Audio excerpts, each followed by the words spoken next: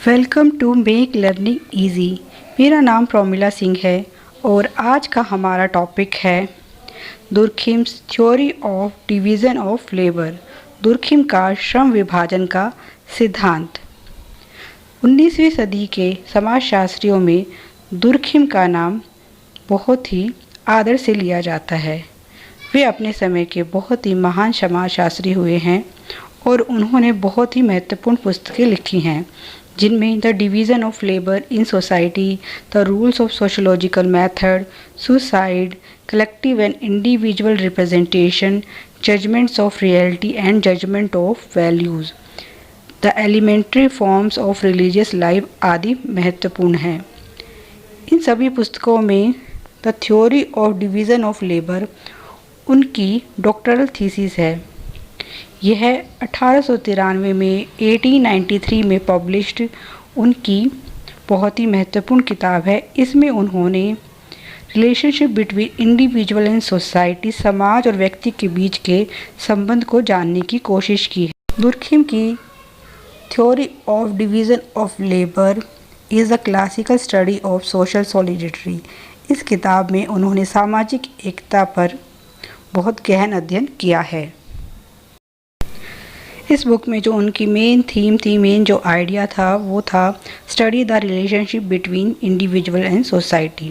व्यक्ति और समाज के बीच के जो संबंध हैं उनका पता लगाना, किस तरह से समाज व्यक्ति को और व्यक्ति समाज को प्रभावित करते हैं। दोनों एक दूसरे पर डिपेंड हैं, दोनों एक दूसरे की जो एक्टिविटीज़ हैं उनको प्रभावित करते हैं और दोनों इंटरडिपेंडेंस है। किसी की भी अपनी स्वतंत्रता नहीं है, कोई भी पूरी तरह से स्वतंत्र नहीं होकर एक दूसरे पर निर्भर करते हैं। चलिए शुरू करते हैं। सबसे पहले श्रम विभाजन, डिवीज़न ऑफ लेबर होता क्या है। It is assigning a specific task to each individual or group. कोई ख़ास काम किसी व्यक्ति की योग्यता और उसकी दक्षता के आधार पर व्यक्ति या किसी समूह को कोई काम देना, यही है डिवीज़न ऑफ लेबर, श्रम विभाजन। सोसाइटी में सभी लोगों का अपना स्थान है, हर व्यक्ति की अपनी अहमियत, अपना महत्व है। कोई भी इंसान सभी कार्य नहीं कर सकता। हर बंदा दूसरे पर निर्भर करता है अपने कुछ कामों के लिए। एक ही इंसान एक ही समय में सारे कार्य नहीं कर सकता। इसीलिए सोसाइटी में श्रम विभाजन किया गया, काम को बांटा गया। सबकी योग्यता और दक्षता को देखते हुए लोगों में काम का विभाजन किया गया और इस तरह से जो सोसाइटी का जो स्ट्रक्चर है वो मेंटेन रहता है। सोसाइटी जो समाज है उसका कार्य सुचारू रूप से चलता रहता है और सभी का कार्य संपन्न होता रहता है। डिवीज़न ऑफ लेबर के भी कई अर्थ हो सकते हैं, जैसे टेक्निकल डिवीज़न ऑफ लेबर। अगर हम टेक्निकल तौर पर देखें तो ये है प्रोडक्शन प्रोसेस में श्रम विभाजन। एक कार बनाने की कंपनी है, उसमें कार के अलग अलग पुर्जे अलग अलग जगह पर बनते हैं और असेंबली लाइन से असेंबल होते होते एक पूरी कार का रूप ले लेते हैं। ये है टेक्निकल वे में डिवीज़न ऑफ लेबर। दूसरा है सेक्सुअल डिवीज़न ऑफ लेबर। इसमें स्त्री और पुरुष के बीच जो कामों को भेद दिया गया है उसे हम इस श्रेणी में लाते हैं। जैसे यह माना जाता है कि घर संभालना, घर के कार्य औरतों का काम है, इसमें वे ज़्यादा निपुण होती हैं, जबकि आदमी का काम है बाहर जाके काम करना, क्योंकि वो बाहरी कामों में निपुण हो गया है। वैसे आजकल तो औरतें दोनों ही क्षेत्रों में बहुत अच्छा कर रही हैं। तीसरी तरह का है social division of labour. Durkheim जो बात कर रहे हैं वो इसी तीसरी तरह की बात कर रहे हैं। और सोशल डिवीज़न ऑफ लेबर सामाजिक तौर पर जो श्रम विभाजन है उसमें पूरी की पूरी सोसाइटी, पूरा का पूरा समाज ही आ जाता है। इसमें समाज का हर वर्ग, छोटे से छोटे वर्ग से लेकर बड़े से बड़ा जो स्तर है, सभी स्तरों पर दुर्खिम बात कर रहे हैं कि किस तरह श्रम विभाजन हुआ है और जो समाज है वो अपने आप को सुचारू रूप से चलाता रहता है। किसी भी एक इकाई के काम ठीक से काम ना करने पर किस तरह से पूरा जो सिस्टम है वो प्रभावित होता है, यही बात दुर्खिम बता रहे हैं। दुर्खिम आर्ग्यूमेंट देते हैं कि जो सोशल सॉलिडरिटी, सामाजिक जो एकता है, वो निर्भर करती है डिवीज़न ऑफ लेबर पर। श्रम विभाजन के आधार पर ही समाज में सामाजिक एकता, सामाजिक समन्वय बना रहता है। तो सबसे पहले हमें ये जानने की ज़रूरत है कि सामाजिक एकता है क्या। It is the integration or degree or type of integration manifested by a group or society. किसी समाज या किसी समूह के द्वारा जो आपस में जुड़ाव, एकता या लगाव है, उसी को ही हम सामाजिक एकता या सामाजिक समन्वय कहते हैं। इसमें हम एग्जाम्पल के तौर पर देख सकते हैं कि जो भारतीय समाज है उसका अपना ही एक स्वरूप है। यूरोपियन जो संस्कृति है उससे भारतीय संस्कृति बहुत अलग है।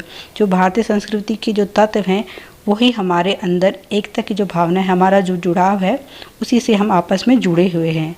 जबकि यूरोपियन सभ्यता जो है, वहाँ के जो अपने कल्चर है, अपने जो रीति रिवाज है, उनसे वो लोग जुड़े हुए हैं। सबका अपनी अपनी संस्कृति, अपने अपने समाज के प्रति जो लगाव है, जिसकी वजह से समाज में स्थिरता बनी रहती है, उसे ही सामाजिक एकता या सामाजिक समन्वय की संज्ञा दी गई है।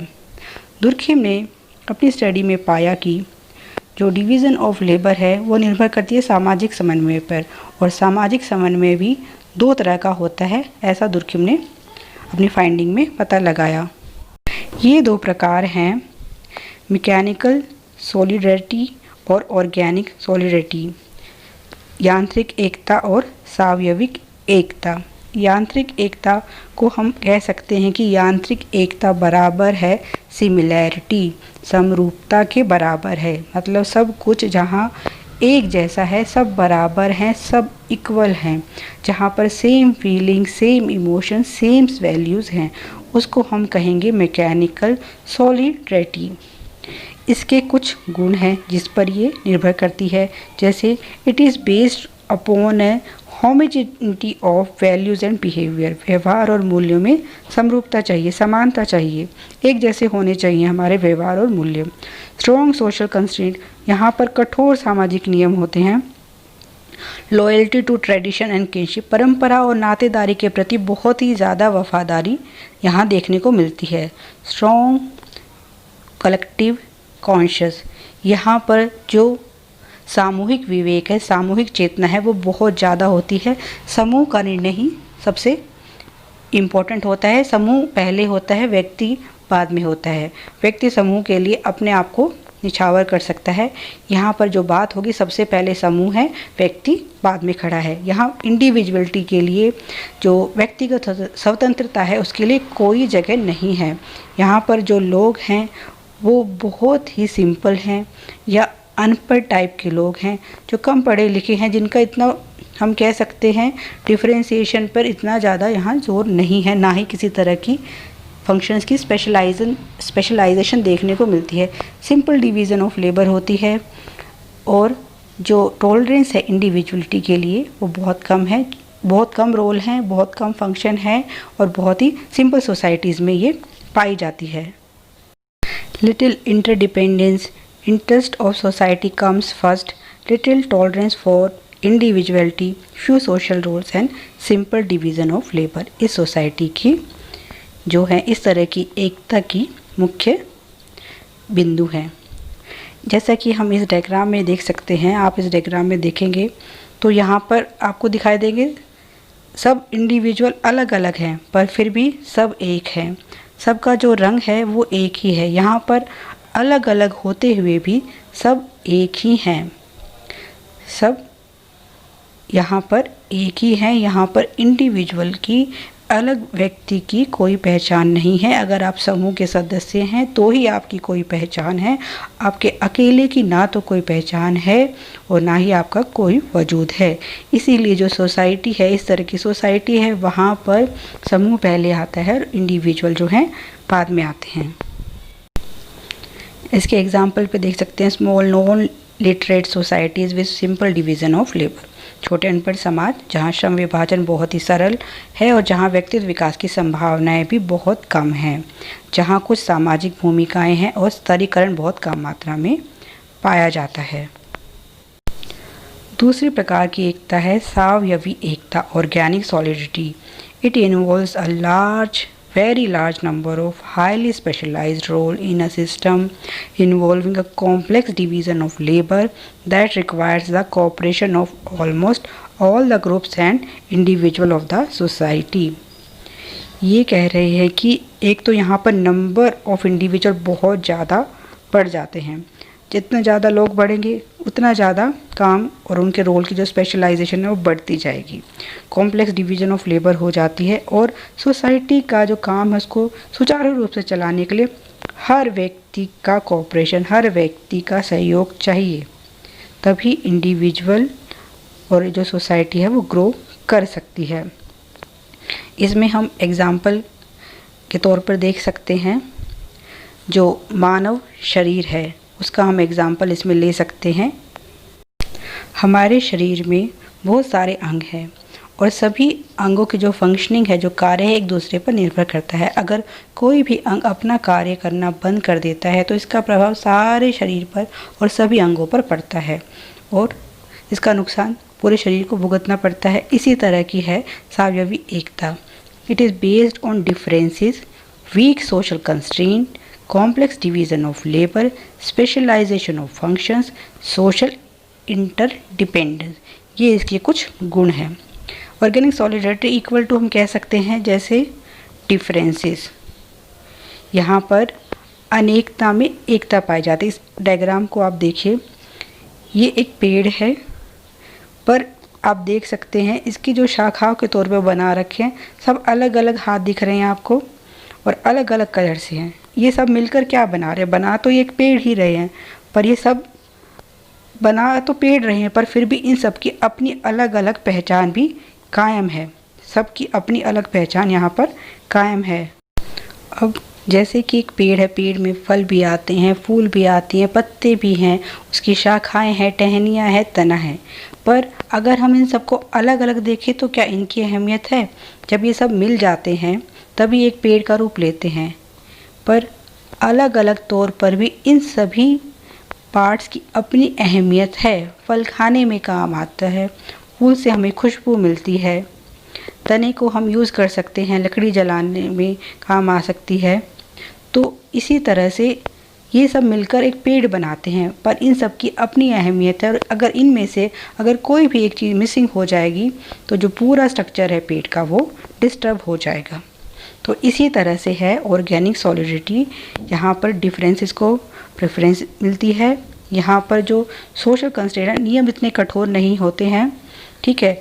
जो श्रम विभाजन है वो बहुत ही ज़्यादा कॉम्प्लेक्स होता जाता है। यहाँ पर फंक्शंस जो हैं, जो कार्य कुशलता यहाँ बढ़ती जाती है, स्पेशलाइजेशन बढ़ती जाती है और यहाँ पर लोग एक दूसरे पर ज़्यादा निर्भर करते हैं। उनमें इंटरडिपेंडेंस की प्रवृत्ति ज़्यादा पाई जाती है क्योंकि सभी स्पेशलाइज्ड हैं अपने काम में और स्पेशलाइजेशन के तौर में अगर आप एक काम में कुशल हैं तो आपको दूसरे लोगों पर निर्भर होना ही पड़ेगा।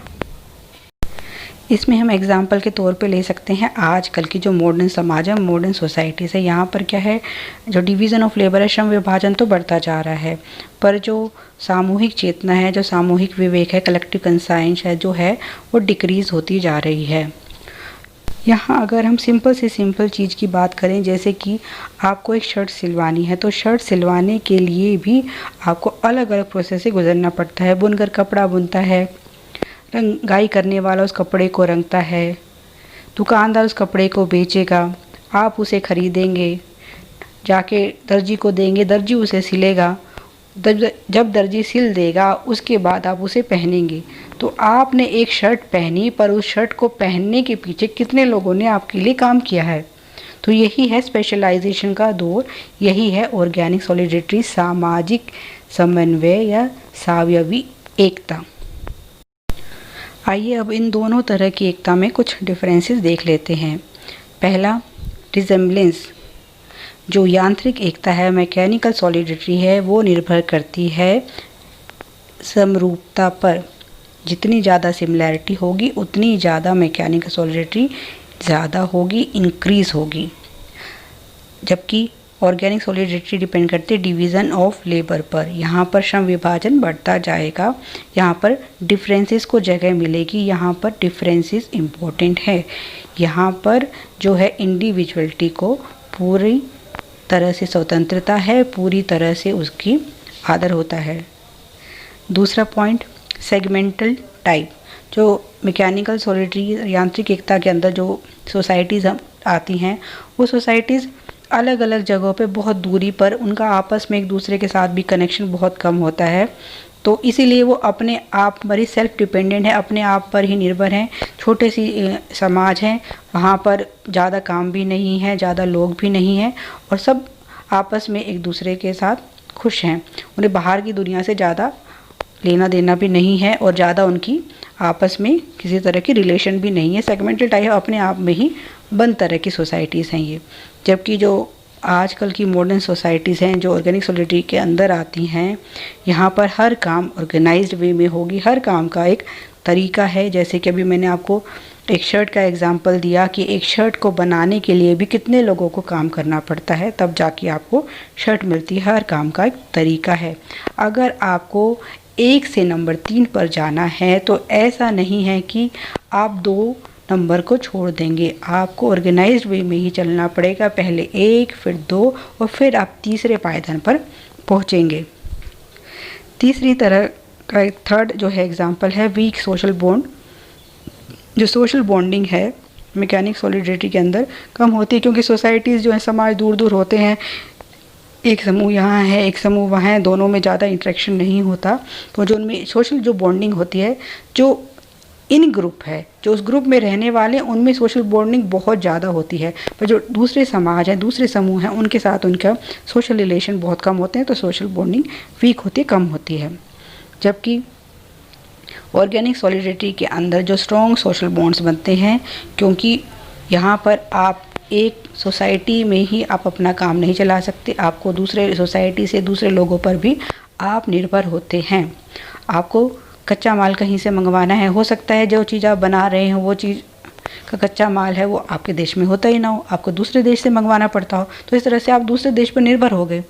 तो ऐसे ही यहाँ पर सोसाइटीज़ जो है इनका आपस में बहुत ज़्यादा इंटरेक्शन है, और इसलिए इनकी सोशल बॉन्डिंग जो है बहुत ज़्यादा होती है। जो सिंपल सोसाइटीज़ हैं, यांत्रिक एकता वाली सोसाइटीज़ जो हैं, जहाँ पर मैकेनिकल सॉलिडरिटी पाई जाती है, वहाँ की पॉपुलेशन जो है काफ़ी कम होती है, लोग कम होते हैं, ज़रूरतें कम होती हैं, और फंक्शंस जो हैं उनके जो काम हैं वो भी कम से कम होते हैं, रोल्स भी कम होते हैं, तो सिंपल सोसाइटीज़ होती हैं। जबकि ऑर्गेनिक सॉलिडरिटी वाली जो सोसाइटीज़ है वहाँ पर पॉपुलेशन बहुत ज़्यादा हाई होती है। जैसे कि आजकल के मेट्रोपॉलिटन जो सिटीज़ हम उनका एग्जांपल दे सकते हैं, वहाँ पर पॉपुलेशन कितनी ज़्यादा होती है, जितनी ज़्यादा पॉपुलेशन होगी उतनी ज़्यादा आपको स्पेशलाइजेशन में जाना ही पड़ेगा, आपको डिफरेंट रोल्स में जाना ही पड़ेगा। Fifth number, highly religious. ये जो यांत्रिक एकता वाली जो सोसाइटीज़ हैं, जो जिनमें यांत्रिक एकता पाई जाती हैं, वो बहुत ज़्यादा धार्मिक होती हैं। हर चीज़ के पीछे जो उनका कारण वो ढूंढेंगे वो धर्म ही होगा। जबकि ऑर्गेनिक सॉलिडरिटी वाली जो सोसाइटीज़ हैं वो सेकुलर होंगी, वहाँ पर हर धर्म को समरूपता से देखा जाएगा, सभी समान हैं, सभी को पूरी आज़ादी होगी कि वो क्या मानना चाहते हैं, किन नियमों का पालन करना चाहते हैं, कौन से धर्म को माने, कौन से धर्म को ना माने, सभी बराबर होंगे। और सब चीज़ों के पीछे सिर्फ धर्म ही रीज़न ना ढूंढकर उसका एक्चुअल जो कॉज एंड इफ़ेक्ट जो है नियम वो यहाँ लागू होंगे। अगर कोई चीज़ हुई है तो उसका कोई कारण होगा, उस कारण का साइंटिफिकली पता लगाया जाता है, ना कि सिंपली ये मान लिया जाता है कि ये भगवान का काम है। Number 6, repressive sanction. अब क्योंकि मैकेनिकल सॉलिडरिटी वाली सोसाइटीज़ छोटी होती हैं, तो यहाँ पर इंडिविजुअलिटी, अगर आपने कोई ऐसा काम कर दिया जो समूह से अलग है, हट कर है, तो उसको बर्दाश्त करना बहुत मुश्किल है। यहाँ पर दमनकारी जो हैं लॉस चलते हैं। अगर आपने कोई ऐसा काम किया जो समूह को पसंद नहीं आया, या आपने समूह से अलग से हटकर लीग पर चलते हैं ना, वो अगर आपने ऐसा काम किया है तो आपको बहुत ही ज़्यादा कठोर दंड दिया जाएगा, आपको माफ़ी नहीं मिलेगी। जबकि ऑर्गेनिक सॉलिडरिटी वाली सोसाइटीज़ में इंडिविजुअलिटी को प्रेफरेंस दी जाएगी। आपका जो काम है, जो आपकी अपनी स्वतंत्रता है, उसको पूरी तरह से मान्यता है, आप अपनी इच्छा से जो चाहें कर सकते हैं।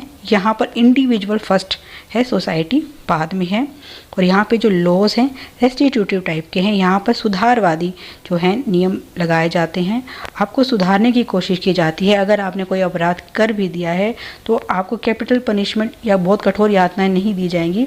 कोशिश की जाएगी कि आपका भी जो जीवन में आपने जो गलती की है उसमें सुधार लाएं और आपके व्यवहार में परिवर्तन आएगा, तो आपको सुधारने की कोशिश की जाती है। Number 7, strong collective conscious. यहाँ पर जो है मैकेनिकल सॉलिडिटी के अंदर जो है सामूहिक विवेक काम करता है। जो समूह ने कह दिया वही चीज़ होगी। इंडिविजुअल की यहाँ पर कोई सुनवाई नहीं है। जबकि ऑर्गेनिक सॉलिडिटी के अंदर वीक कलेक्टिव कॉन्शियस होती है। यहाँ पर सामूहिक विवेक काम नहीं करता। यहाँ पर इंडिविजुअल को पूरी स्वतंत्रता और पूरी आज़ादी दी जाती है। अगर सिंपल से सिंपल भाषा में कहा जाए तो हम कह सकते हैं मैकेनिकल सॉलिडिटी यांत्रिक एकता जो है बराबर है गेहूं के आटे के, और ऑर्गेनिक सॉलिडिटी सावयवी एकता बराबर है मल्टीग्रेन आटे के। गेहूं का आटा होगा तो सभी गेहूं हैं, उसके अंदर सिर्फ एक ही अनाज है, सभी बराबर हैं, सभी एक जैसे हैं, एक जैसा स्वाद होगा गेहूं के आटे में। पर अगर मल्टीग्रेन आटा है तो उसमें अलग अलग तरह के अनाज है, अलग अलग स्वाद होगा, रंग भी बदल जाएगा और स्वाद भी बदल जाएगा। तो जो ऑर्गेनिक सॉलिडिटी है वो बराबर है मल्टीग्रेन आटे के, और मैकेनिकल जो सॉलिडिटी है वो बराबर है गेहूं के आटे के। सिंपल से सिंपल भाषा में। आइए कुछ महत्वपूर्ण क्वेश्चंस को देखते हैं। दुर्खिम के अनुसार श्रम विभाजन किसका कार्य था? जनसंख्या का घनत्व, धर्म, परिवार, मानव द्वारा प्रसन्नता की तलाश। इसका आंसर है ए। दुर्खिम ने समाज को ऐसे परिभाषित किया है: विचार का समुदाय, सजातीय समुदाय, आचार समुदाय, नैतिक समुदाय। इसका आंसर है बी, सजातीय समुदाय। According to Durkheim, law is the visible symbol of societies.